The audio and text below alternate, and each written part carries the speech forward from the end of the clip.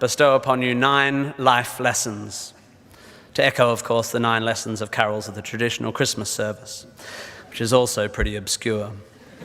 You might find some of this stuff inspiring, you'll definitely find some of it boring, and you'll definitely forget all of it within a week.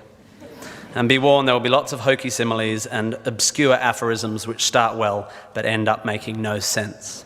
So listen up or you'll get lost, like a blind man clapping in a pharmacy trying to echolocate the contact lens fluid.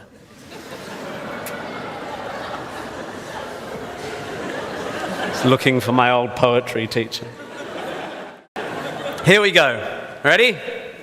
1, you don't have to have a dream. Americans on talent shows always talk about their dreams. Fine, if you have something you've always wanted to do, dreamed of, like in your heart, go for it. After all, it's something to do with your time, chasing a dream. And if it's a big enough one, it'll take you most of your life to achieve, so by the time you get to it and are staring into the abyss of the meaninglessness of your achievement, you'll be almost dead, so it won't matter. I never really had one of these dreams, and so I advocate passionate dedication to the pursuit of short-term goals.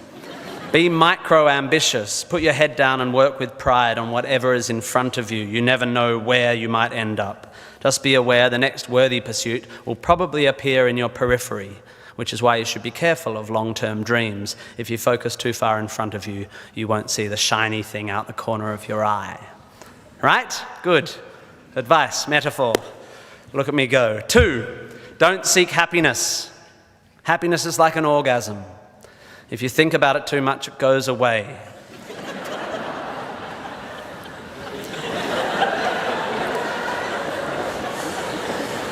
Keep busy and aim to make someone else happy, and you might find you get some as a side effect. We didn't evolve to be constantly content. Contented Homo erectus got eaten before passing on their genes. 3, remember, it's all luck. You are lucky to be here. You are incalculably lucky to be born, and incredibly lucky to be brought up by a nice family that helped you get educated and encouraged you to go to uni. Or if you were born into a horrible family, that's unlucky and you have my sympathy, but you are still lucky. Lucky that you happen to be made of the sort of DNA that went on to make the sort of brain which, when placed in a horrible childhood environment, would make decisions that meant you ended up eventually graduating uni. Well done you for dragging yourself up by your shoelaces, but you were lucky. You didn't create the bit of you that dragged you up. They're not even your shoelaces. I suppose I worked hard to achieve whatever dubious achievements I've achieved, but I didn't make the bit of me that works hard. And any more than I made the bit of me that ate too many burgers instead of attending lectures when I was here at UWA. Understanding that you can't truly take credit for your successes, nor truly blame others for their failures, will humble you and make you more compassionate. Empathy is intuitive, but is also something you can work on intellectually. 4, exercise. I'm sorry, you pasty, pale, smoking philosophy grads, arching your eyebrows into a Cartesian curve as you watch the human movement mob winding their way through the miniature traffic cones of their existence. You are wrong and they are right. Well, you're half right. You think, therefore you are, but also you jog, therefore you sleep, therefore you're not overwhelmed by existential angst. You can't be can't, and you don't want to be. Play a sport, do yoga, pump iron, run, whatever, but take care of your body. You're going to need it. Most of you mob are going to live to nearly 100, and even the poorest of you will achieve a level of wealth that most humans throughout history could not have dreamed of. And this long, luxurious life ahead of you is going to make you depressed. But don't despair. There is an inverse correlation between depression and exercise. Do it. Run, my beautiful intellectuals, run. 5, be hard on your opinions. A famous bon mot asserts that opinions are like arseholes, in that everyone has one. There is great wisdom in this, but I would add that opinions differ significantly from arseholes, and that yours should be constantly and thoroughly examined.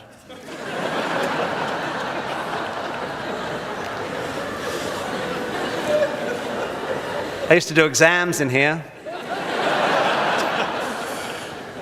It's revenge. We must think critically and not just about the ideas of others. Be hard on your beliefs. Take them out onto the veranda and hit them with a cricket bat.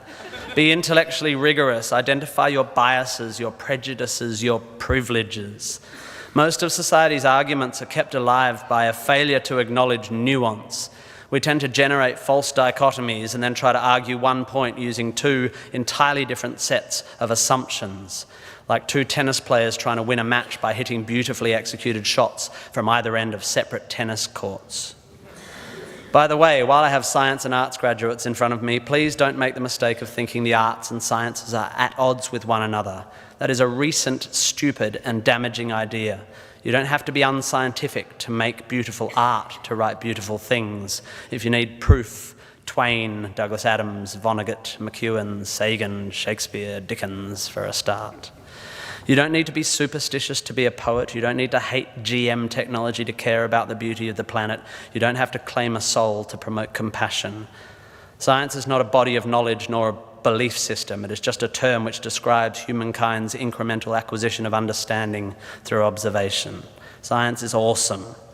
The arts and sciences need to work together to improve how knowledge is communicated.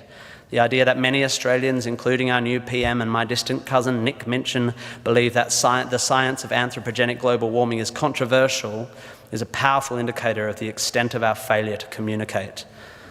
The fact that 30% of the people in this room just bristled is further evidence still. The fact that that bristling is more to do with politics than science is even more despairing. 6, be a teacher. Please, please, please be a teacher. Teachers are the most admirable and important people in the world. You don't have to do it forever, but if you're in doubt about what to do, be an amazing teacher. Just for your 20s, be a teacher. Be a primary school teacher, especially if you're a bloke. We need male primary school teachers. Even if you're not a teacher, be a teacher. Share your ideas. Don't take for granted your education. Rejoice in what you learn and spray it.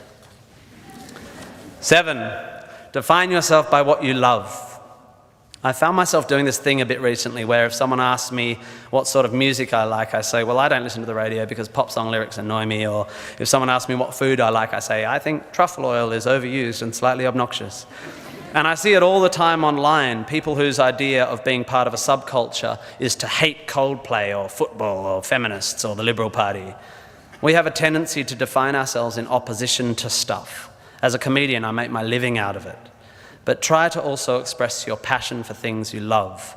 Be demonstrative and generous in your praise of those you admire. Send thank you cards and give standing ovations. Be pro stuff, not just anti stuff.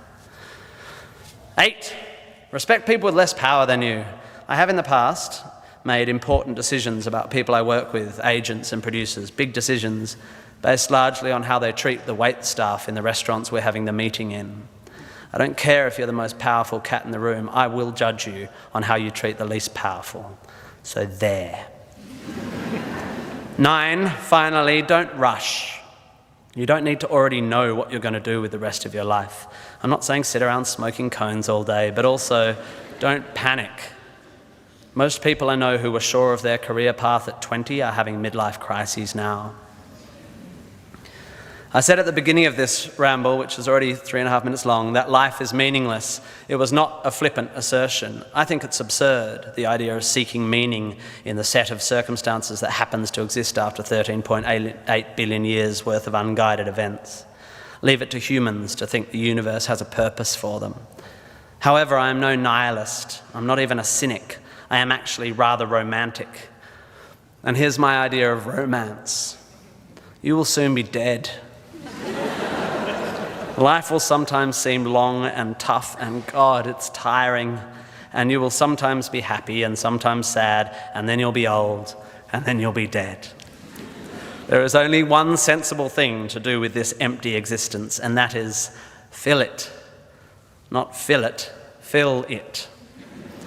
And in my opinion, until I change it, life is best filled by learning as much as you can about as much as you can, taking pride in whatever you're doing, having compassion, sharing ideas, running, being enthusiastic.